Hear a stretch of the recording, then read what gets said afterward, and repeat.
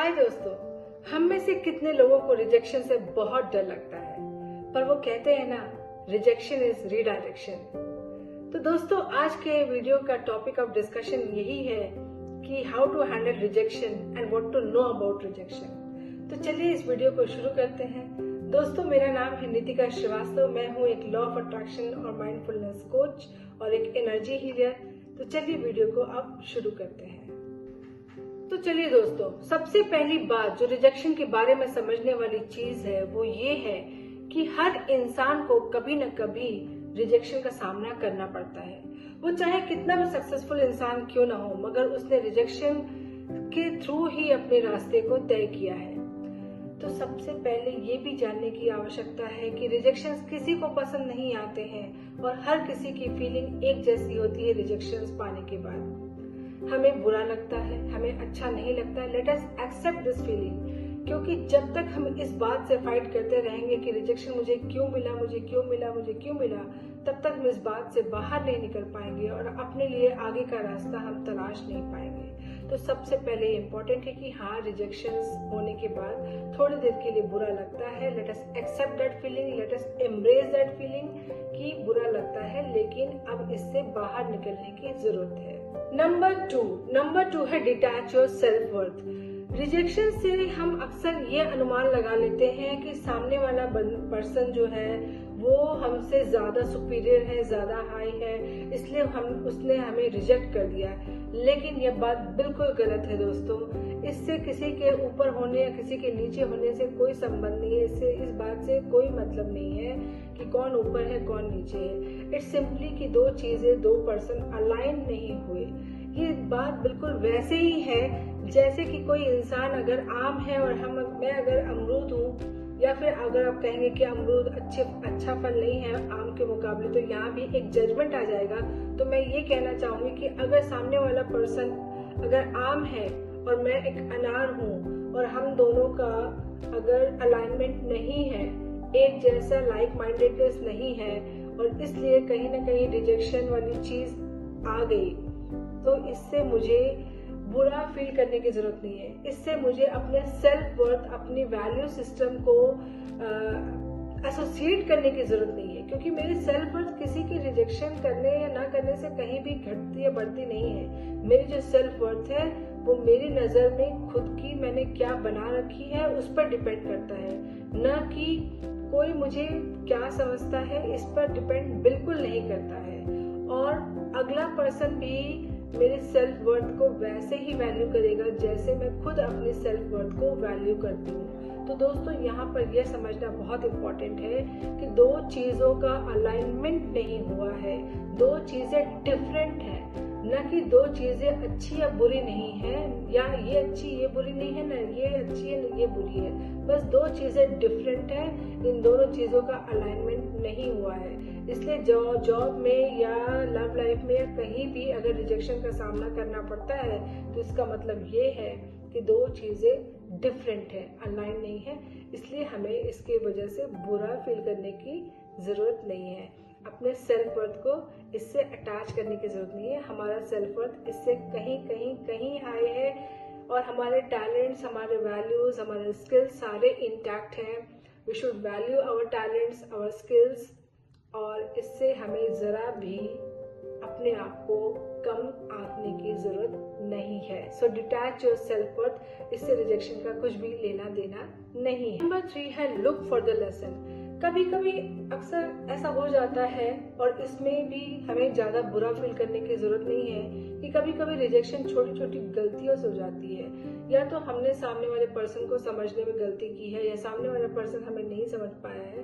तो इससे हमें यहाँ पर लेसन लेने की जरूरत है, ताकि आगे सेम एक्सपीरियंस रिपीट ना हो। क्योंकि अक्सर कई बार हो जाता है कि एक ही एक्सपीरियंस रिपीट होती रहती है और वो एक पैटर्न के रूप में डेवलप हो जाता है। So to break that pattern we need to understand. हर रिजेक्शन के बाद हमें ये सोचने समझने की जरूरत है कि कहाँ पर क्या चीजें, क्या मुझे कौन से लेसन लेने की जरूरत है और यहाँ से मुझे क्या सीख मिल रही है। तो इस पर फोकस करें। कि यहाँ से हर इंसिडेंट, हर एक्सपीरियंस हमें कोई ना कोई लेसन जरूर देता है। तो वहाँ से हमारा क्या टेक अवे है, कौन सा लेसन हमने वहाँ पे गेन किया, क्या हमने कोई छोटी सी गलती कर दी या नादानी कर दी, या हमारी अंडरस्टैंडिंग इतनी क्लियर नहीं थी, या हमने शायद सामने वाले को समझने में भूल कर दी, या फिर शायद हम खुद को ही नहीं समझ पाए, हमने अपने आप को ही कम आंक लिया, या जो भी है। तो यहाँ पर हमें लेसन क्या है वो अंडरस्टैंड करने की जरूरत है। कभी कभी ऊपर वाला रिजेक्शन इसलिए भी देता है क्योंकि वो आपको और स्ट्रांग बनाना चाहता है, या यहाँ से कोई ना कोई लेसन जरूर पिक कर सकते हैं। ऐसे बहुत सारे एग्जाम्पल्स हैं कि जब इंसान को रिजेक्शन मिलता है तब वो और स्ट्रांग होता है और वो नए रास्ते तलाशता है। So look for the lesson is number 4 है stay open to new opportunities. कई बार रिजेक्शन से अगर हम उसके फीलिंग्स और उसकी इमोशन जो बहुत कॉन्ट्रैक्टेड फीलिंग होती है, लो फीलिंग होती है, जब हम उससे बाहर निकलते हैं तो हम देखते हैं कि शायद ये चीज़ हमारे लिए थी ही नहीं, और हम अपने रिजेक्शन को रीडायरेक्शन में कन्वर्ट कर देते हैं। यानी कि हमारा नज़रिया बदलता है कि शायद हमें जिस चीज़ की तलाश थी वो ये चीज़ थी ही नहीं, तो हमें अब एक्चुअली क्या चाहिए अपने लाइफ में, हम उस चीज़ को तलाशने लगते हैं।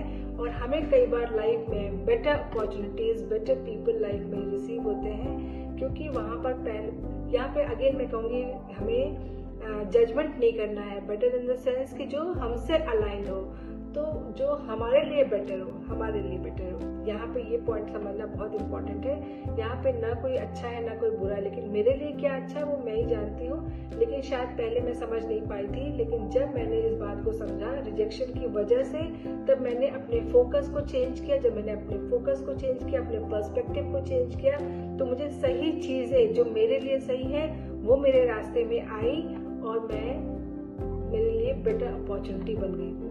तो यहाँ पे इम्पोर्टेंट है कि look for new opportunities, always be open for new opportunities, क्योंकि जब एक दरवाजा बंद होता है तो कई दरवाजे और खुल जाते हैं। 5 इज प्रैक्टिस रेजिलियंस। कई बार ऐसा होता है कि रिजेक्शंस के बाद हम काफी डिप्रेस्ड हो जाते हैं, उदास हो जाते हैं, लो फील करने लगते हैं, लेकिन उस वक्त हमारा इम्पोर्टेंट ये समझना कि पहले अपनी फीलिंग्स को एक्सेप्ट करें, एक्नॉलेज करें, एम्ब्रेस करें, है ना। अपनी जो भी फीलिंग्स है, लो फीलिंग्स है, उसको एक्सेप्ट करें कि हाँ अभी मुझे बुरा लगा है, लेकिन अब क्या, अब इससे मुझे बाहर निकलना है।